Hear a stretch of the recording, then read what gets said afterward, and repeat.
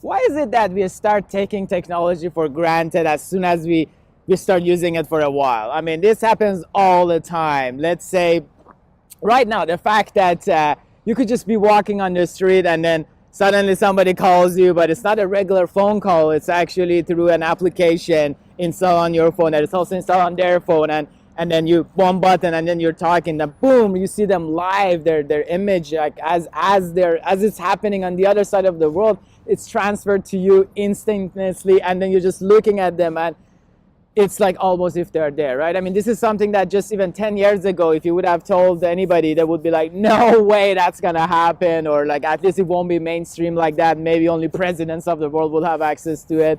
But today it's something that we all have. You know, I mean, there are parts of Africa that actually they kind of skipped the whole email thing, and then they just jumped right into mobile and they started using mobile technology before they even got to use desktop technology. So like that's the pace of technology, the way it's going, that it's just things are happening so much faster than before. Tools are coming to our life. Our daily lives are being constantly enhanced by these tools, but what happens is like we use them after a while and then it just feels like if they've been there for all our lives, and that's really not the case, right? So that's one thing. And then the other thing happens with it is that because we get used to them so fast, is we don't actually completely learn about everything they can offer, right? I mean, one thing, for example, is like, think about it today. If for whatever reason your arms are hurting or there's something happened to your hands and you can't actually type in your phone the way you would normally do 24/7, and actually right there you can talk to your phone. Like there's a microphone inside your keyboard that there's the software and the hardware right there allowing you to actually speak and having your words being, if you haven't done this at least once in your life, I highly recommend you do it. It's ridiculously fun, and then you can see how useful it is, because you're like, well, if I have no hands,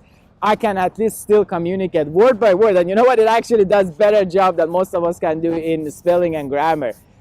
So the point that I'm trying to make here is that we all need to be a bit more grateful about things that we already have in our lives in terms of these tools and technologies, but also be a little bit more curious and try to learn more about them and see if we can harness the power within them and bringing that into our everyday lives, and then just enhancing it. Because I mean, otherwise that's really it. That's the main point behind technology, is just to enhance our everyday life. So instead of kind of fighting it, being scared about it, I encourage you to actually embrace it and find what works and what does. If there's something doesn't work about it, don't use that part of it. Go build a better solution if you can. If not, grab the part that works for you, really go deep, understand that technology and that tool and how it could actually enhance your life, and then you'll see how things, you know, will shift for you. Because by just staying a little bit, being more curious about the things that is coming to your life, is like, hopefully you don't lose that like getting used to-ness, right? It's like, because that curious mind will always allow you to learn more about things, and then